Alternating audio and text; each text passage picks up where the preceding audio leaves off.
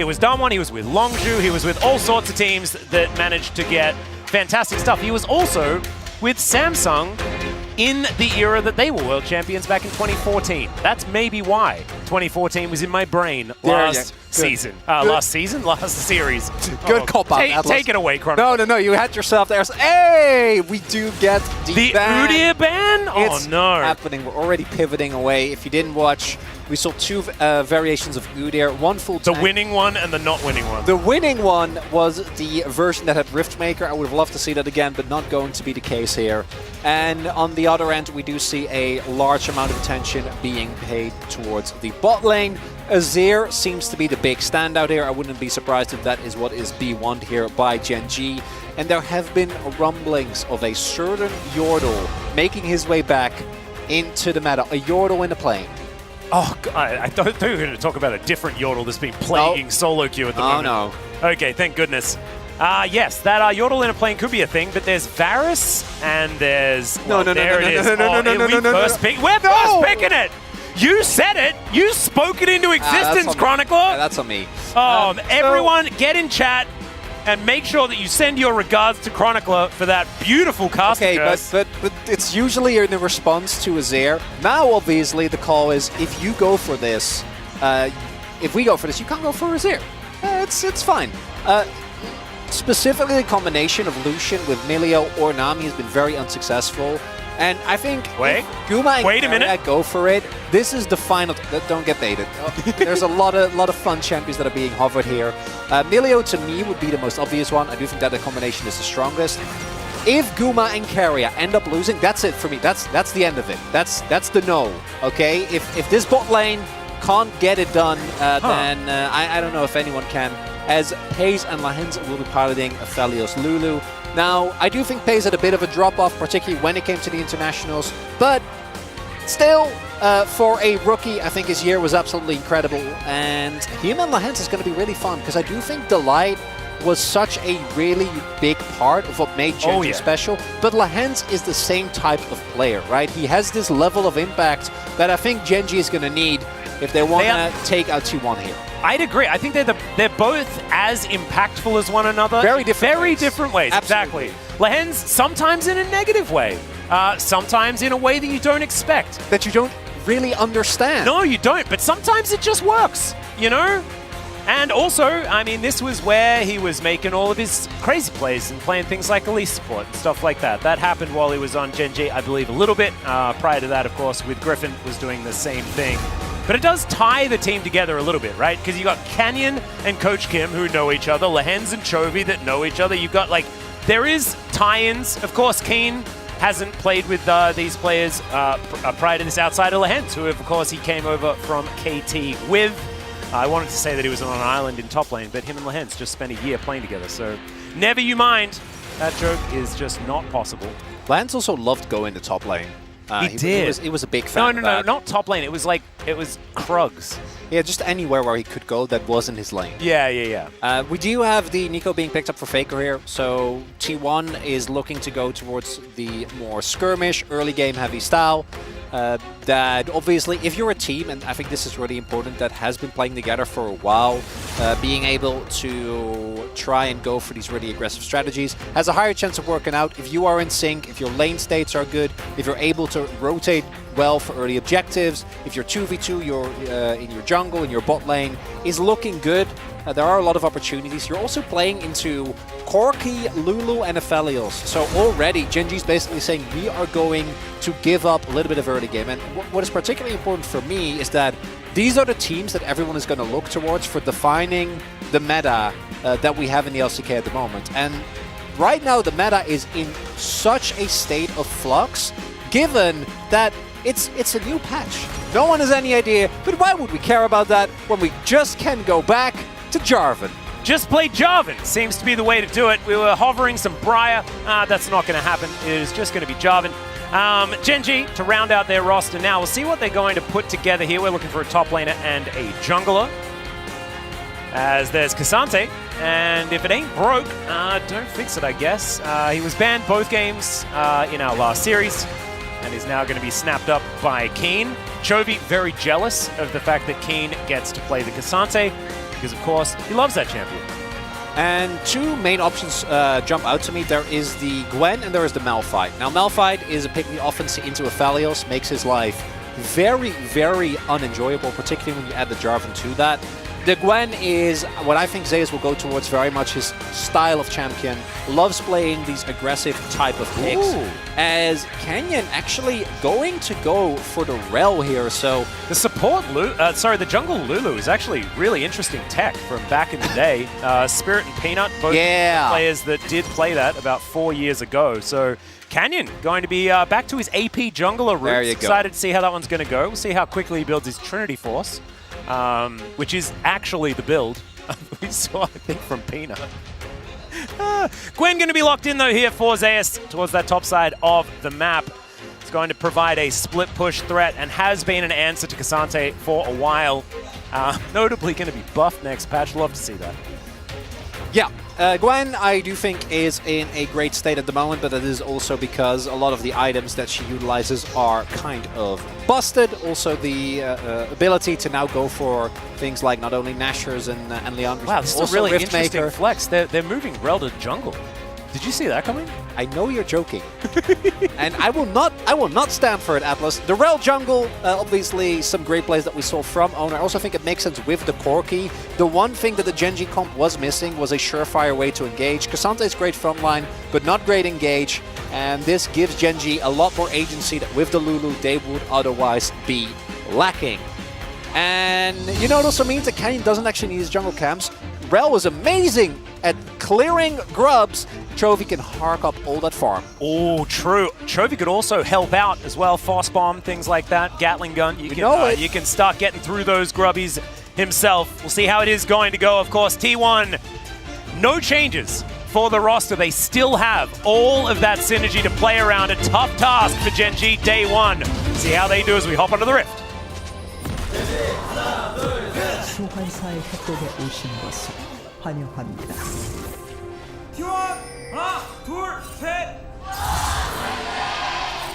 And we have the team chant leaders as well coming out once again. Really cool stuff. For T1, it was Wolf and Antara leading the charge, and it was the Genji players leading for themselves earlier on. That's really, really cool. That's a cool move. Leading a chant for yourself. Yeah, right? That's a power move. That is a power move. That is definitely a power move. Want to highlight a few things. We saw Aphelios in the previous game go for Barrier and Fleet. Pace has gone for PTA and Exhaust. So still a lot of power. Well, I think the Exhaust also could be good against the Nico. And the Gwen. Yeah. Well, to be honest, I think even if you exhaust Gwen, if Zeus is on top of you... If you're in range to exhaust, you're probably dead.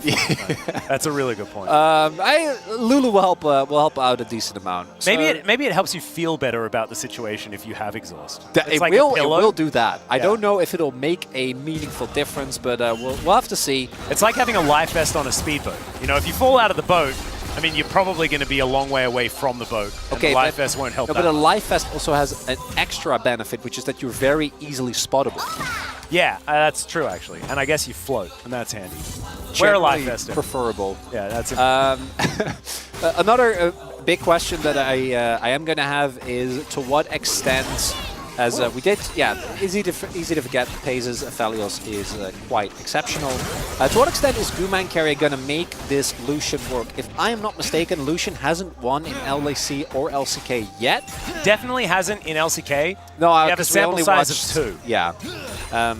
But if I remember correctly, it has just not been successful in general. Obviously, level 1 always going to be a little bit rough against the Lulu, so no surprises there. Second is, what is Chovy's build going to be? Because I've already, similar to Udyr, seen a lot of builds, and Manamune is kind of a given, but outside of that, I've seen Malignance.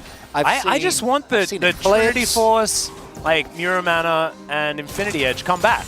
Yeah, I don't think that's... As an old man, you know, that's just my time for turning. And you can go now back to do 2014. It again. You know, that's all I want. I want to talk about my power spikes. Papa Smithy would remember. Well, that's a very old joke. Very old joke.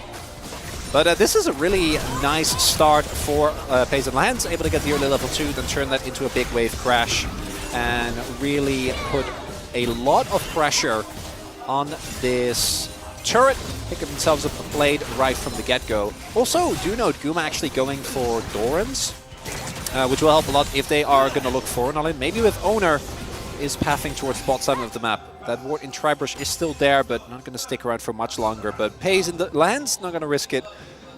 I'm going to look for a back instead. Yep. Lehens, of course, was one of the players that did continue playing Lulu even after she was nerfed just a little bit. Just really liked the champion. So not surprising that he's diverted back to her once again, even though she hasn't been her same priority level. And Canyon going to meet Oner potentially. As Oner lying in wait.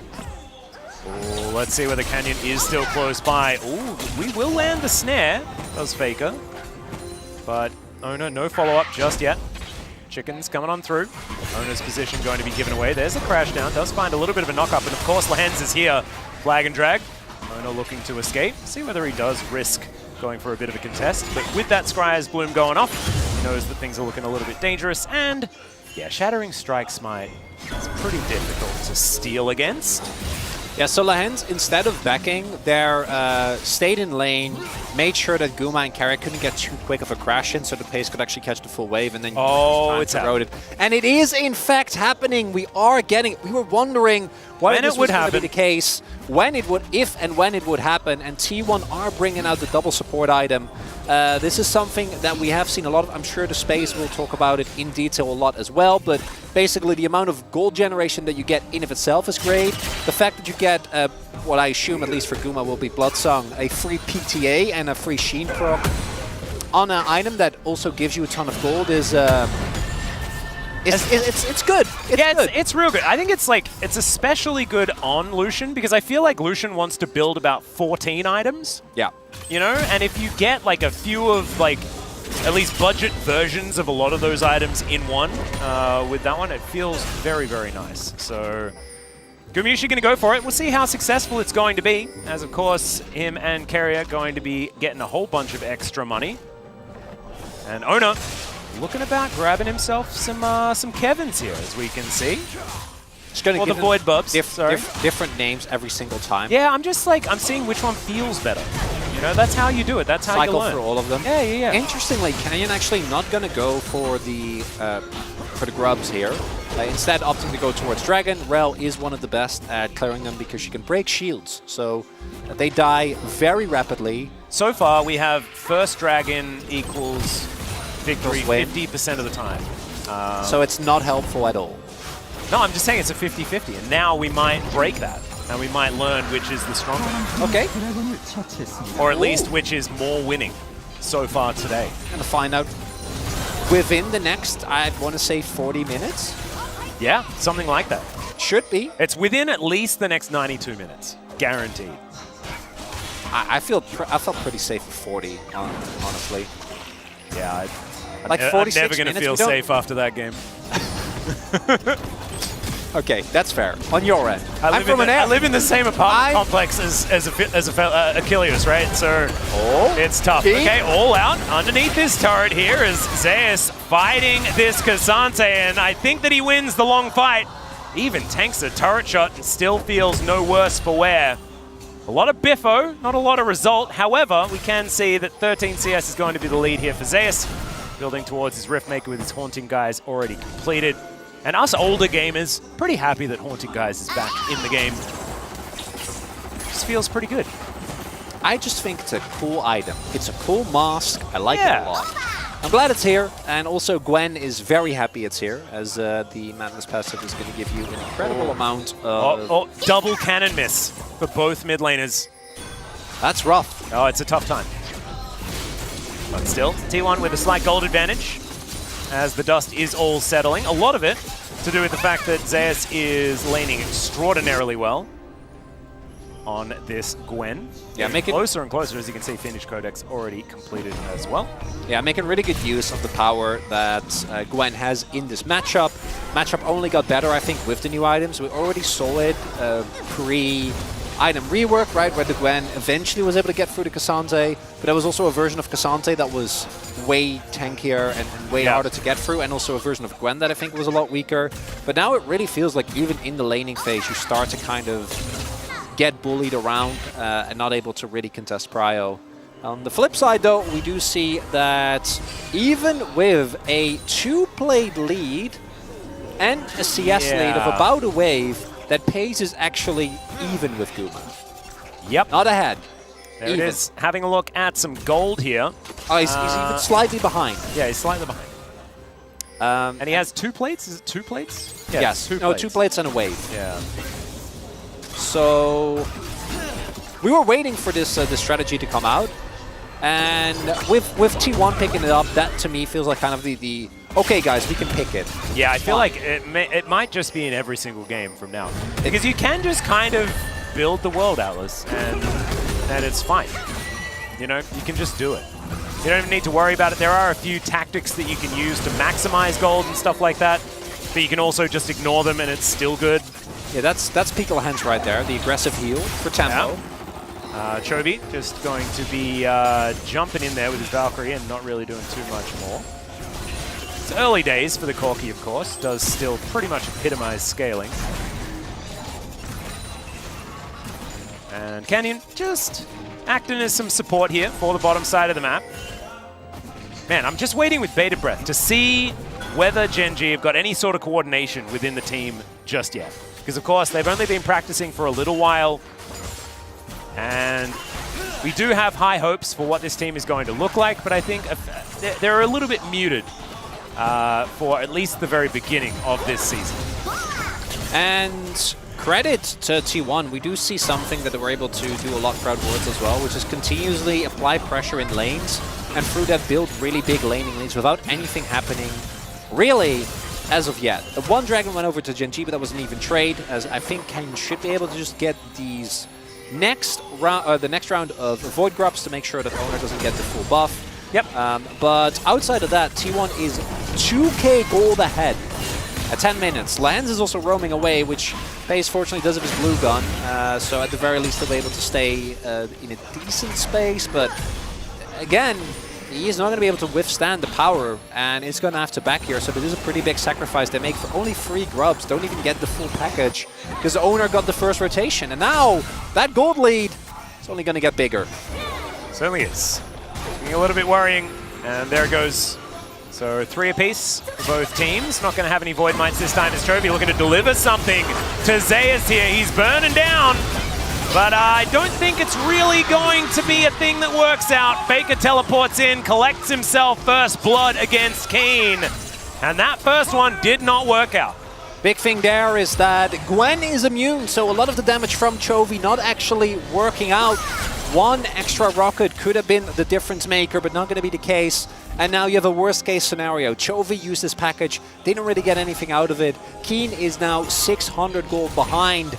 And Faker picked up another kill, so he's going to have his rocket belt available for any of the upcoming fights. Zeus immediately TPing back towards the top side to apply as much pressure as possible. So take another look at the play here. And the unfortunate reality is that with the immediate TP, there just isn't that much you can do. A little bit of anti-synergy here as well as Keen drags Zeus away so that Chovy doesn't actually have an opportunity to get within the Shroud again. Just a little bit of damage could have been the difference maker. And T1 pulling at 1.5k gold lead here already at 12 minutes. Yeah. Chemtech Drake going to be the second one. As you could see, it was getting a little bit angry at Gen G. T1 say no, you're not allowed to do a dragon. And Gen G will listen to them this time around. Zeus on a bit of a merry jaunt towards that top side of the map, but he is going to go back home. Riftmaker already completed for the Gwen. You thought he's a problem now. Wait until a couple of items, and it's only going to get worse. And I kind of agree with you, right? Like, oh, okay, he decides instead that it will be a execute that's going to take him home. Yeah, it makes sense because they had a lot of vision towards the bot side. They knew that no one was contesting, and there's no wave for Keen to push. So like, it's not like Zeus is going to really miss anything, and you don't run the risk of getting and giving over some gold to the opponent. If Corki gets a kill, that can accelerate Chovy. Not going to be the case. And right now, Gen G, I wonder what spikes they're going to be looking for. We do have McKills already there for Lahens. Pays also has his Storm Razor available. They're going to have to pull the trigger at some point because if they just keep giving up gold, if they keep bleeding plates, At some point, it's going to be really hard to fight your way back into the game through sheer 5v5 power, which they do still have. Don't get me wrong. Yeah, they have a fair bit of it. It's not necessarily in the form of, you know, team fight coordination and initiation and things like that. Of course, like Oner and Faker together will be able to start some pretty amazing fights. I think as far as like max DPS is concerned, Chovy and Pays will be able to help out with that one. But it's getting yourself to a position where you can really make those sorts of fights happen. It's going to be quite difficult, I would say. So we'll just see how it goes. Slant's going to get caught out of position here by Faker, but does have Mikhail's done. He's going to be able to use that one on himself, and means the Faker isn't going to kill him. So that's good news here for Gen G at least. Not going to be suffering another death. Still, it's 2,000 gold the lead. It just feels like T1 are just cruising. And Gen G, it feels like they do have to do something. Pressure going to be on, and Chovy is going to answer that call just a little bit here. Fast bomb coming out, big one going to miss. As Faker gets underneath this turret, he's not out of the woods just yet though, as Canyon making his way in. He gets smoked, there's a Pop Blossom, throws Canyon into the sky, crash down. Going to be avoided there by Faker, who goes the other direction, finds the snare. The Blooming Burst come down, but Chovy was given enough time, and he'll come on over and take the kill. A bit of time has been bought though, so that means that the Rift Herald will go over to T1. Still on the board at Gen G. And kill going over to Chovy is quite a big win. But if you have to give up, at the very least, the mid lane turret, you don't even have to invest the Rift Herald here. Oh dear. I don't think you're really taking that one. And now with mid lane turret gun, going to be way easier for Gen G, or for T1 rather, to generate mid lane prior, really utilize the power of that Lucian. And as we see, Chovy is scaling. He's scaling. He is scaling, Atlas. He did pick up a turret just now. He did get a kill. His co is done. He's going to have a lot of gold when he goes back. But one has to wonder, will there be enough? As there is the Blood Song, as we did expect. Quest is done. Yeah, he's got the Cyclo Sword as well, going for the build Teddy went for in game number 1. There's All Out coming on in here. Zeus taking a lot of damage. This time, Gwen not as immune. However, if you don't hit him with a lot of stuff, he just runs away. Ghost was employed, and Zeus will be just fine.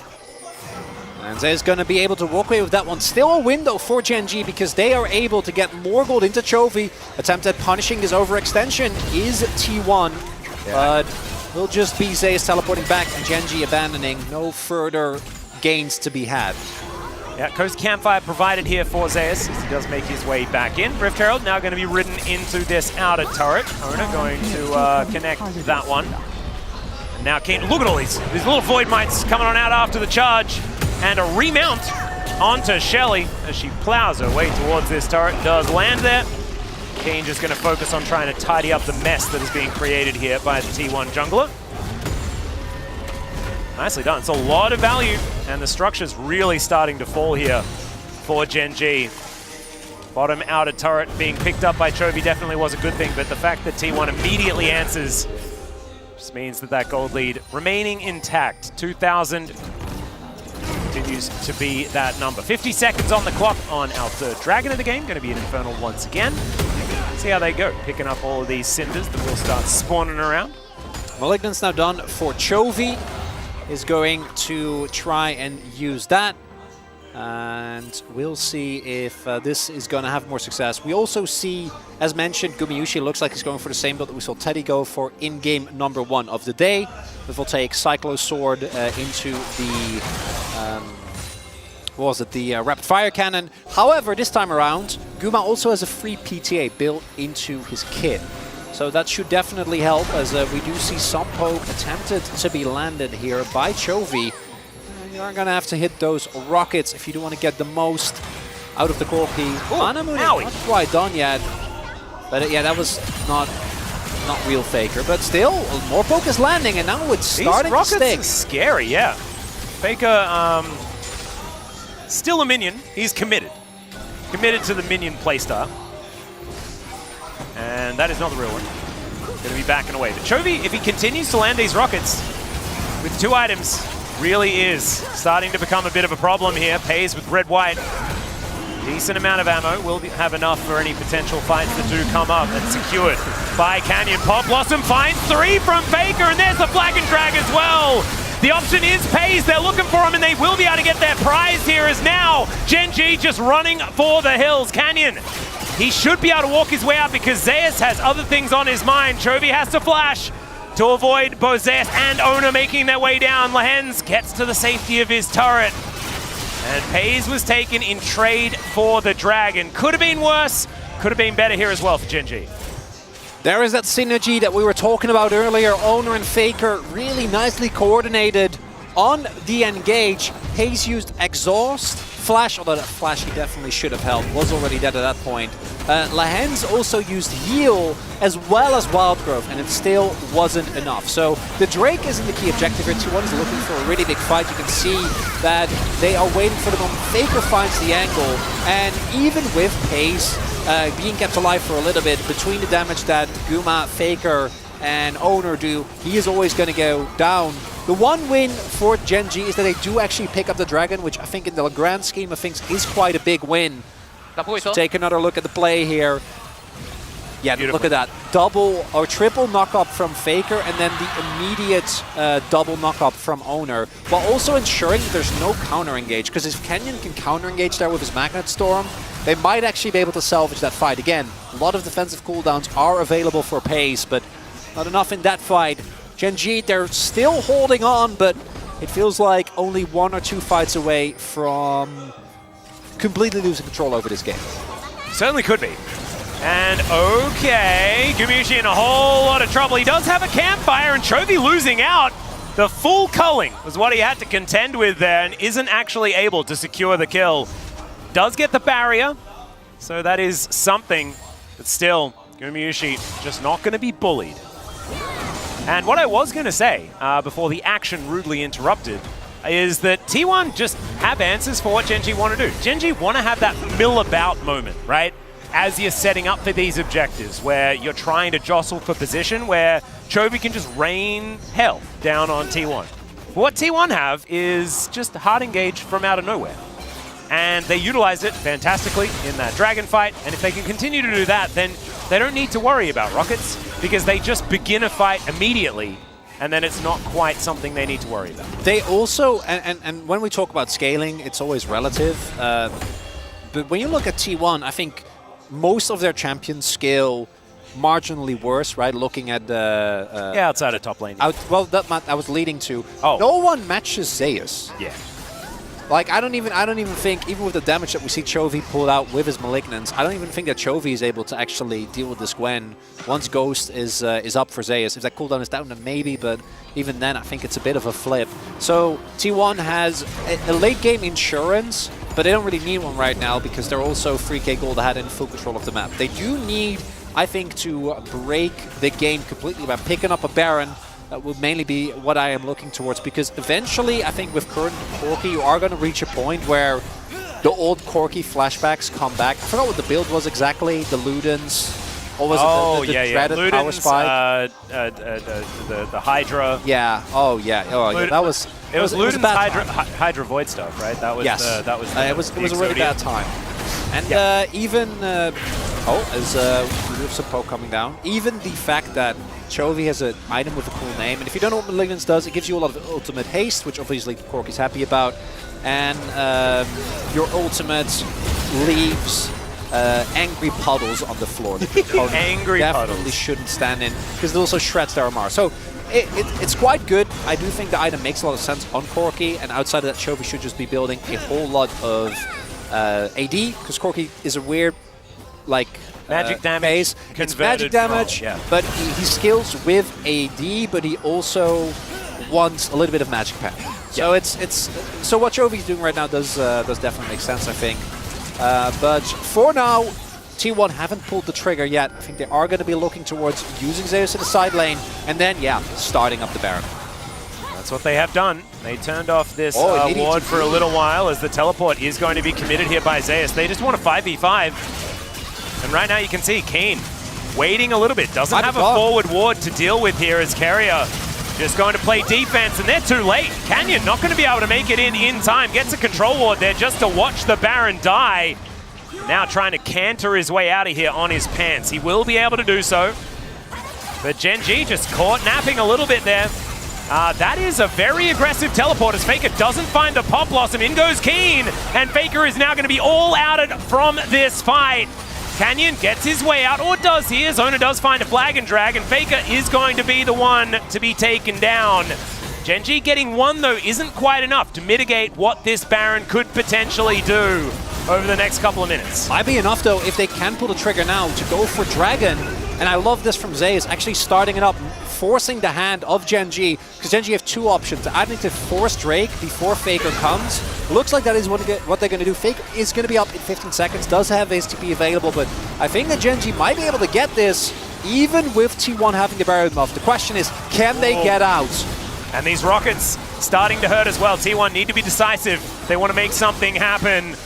Cozy Campfire is in there. This Dragon is going to be secured, but now the teleport's coming in. Faker, no Pop Blossom, and there's the Cataclysm. They're trying to just keep them here as Zeus gets into the backline. Chovy makes it to safety, but I don't know whether the pace is going to be so late. Never mind. He just explodes him. And now Faker's in the pit with nowhere to go. A Gravitum comes down. Moonlight Vigil is going to connect, and Faker, he is so low. A big one to the back of the head from Chovy is going to secure it once again, and Gen.G win out in multiple instances. Soul Point set up, and whereas the previous fight was a masterclass from T1 in great coordination, this time it's disjointed. Zeus goes in after Oner finds a multi-man ultimate, but there's no follow-up. I think there T1 wanted it a little bit too badly, knew that they could look for a big team fight. And this means negative Rebel power play. T1 will maybe get a turret with it if they can get something off of the next back. But Soul Point with Infernal Soul being set up. And you see this. And Faker wants to try and cut off Keen from the rest of his team. But instead, the rest of Gen.G is ready. And Faker just ends up being overextension. That TP from Keen looked like it was going to backfire. But instead, they're up a member. And then here, again, I think this engage from Oner is great. But it just comes a little bit too early. He doesn't find a knock-up either. And when Zeus goes in, look at the rest of the team. There's no one with him. Keen is zoning Guma and Keria. By the time Faker joins, the fight is already lost. Yeah, and Faker, of course, looking a little bit silly at the end of that because of everything that happens to begin with. And didn't have a Pop Blossom either. It is just really, really difficult. Maybe something that T1 should have just let go, but hindsight is 20/20 indeed. And they still have a decent gold advantage. But this Baron, ticking down for another 2 seconds, is a -50 on the power play. A little bit meek. I wouldn't say it's necessarily powerful this time around. The Red Bull meek play. We'll see whether the second one is going to be a little bit better though. As 2.5 minutes on the Baron, 3 minutes on the Infernal Drake. And remember, Canyon does have the Shattering Strike Smite combo. So if there is actually going to be a contest where Gen.G are near the pit, right? If T1 don't manage to pull the wool over their eyes once again, then you're not only in a shooting gallery, but you're also at a disadvantage when it comes to getting those smites. So I don't know whether the Barons are going to be as easy moving forward, but we'll see what T1 can orchestrate for themselves. As Pays, 2.5 items, or at least close to that. And this Aphelios is going to get more and more scary. As Keen, a big tanky boy. And even though a lot of the members have changed, this is the style where Gen.G has had so much success over the last couple of years. Right, when they're able to team fight, when they're able to play around initially Ruler for, what, like 5-6 years? Yep. Now Pays on a hyper carry. Item breakpoints are being reached, but T1 still has this Gwen. I still don't think there's anyone that can even come close to matching Zeus. Did get set back a little bit, but still sitting on a large lead when it comes to the CS. But Keen has actually caught up when it comes to experience, so even though he's down about almost 2k gold, Keen's impact, I think, even though it doesn't really show in the kill count, has been really good in this game. I think in the team fights, definitely. I think T1's way of winning this game is to play around Zeus in a side lane. If they can keep Gen.G at arm's length, then they should be all right. Hard engage. A little bit of a premium here for Gen.G unless Canyon can find his angle as well as possible. They do have wombo combo potential, so just let Gwen do Gwen things. They still have that gold buffer they can potentially rely upon. As Keria into Take a little bit of damage here from Keen, but not too much to worry about. Got a big old zoom out as there's the Cataclysm from Oner. Gets a huge amount of knockups as Keen now in a different spot. As there's the three-man pop blossom as Faker comes in. He gets exhausted, but it's still enough to get the kill onto her hands. The whole bottom lane's taken down. Snip, snip, snip goes Zeus. And there's the flag drag flash from Oner to secure Chovy. 4 on the ground for Gen G. T1 with the team fight. And it feels even until it doesn't. Almost a clean ace here. Only Canyon is able to get out with his life. And T1, if they don't win the game at the very least, they are going to do critical damage to the structures. But ends up in a few seconds. I don't think he's going to have the opportunity. And T1, out of a game that felt like it had stabilized, find the first win in this best of 3. Yeah, well, Canyon's going to try and do it again, but there goes the Nexus. T1, the world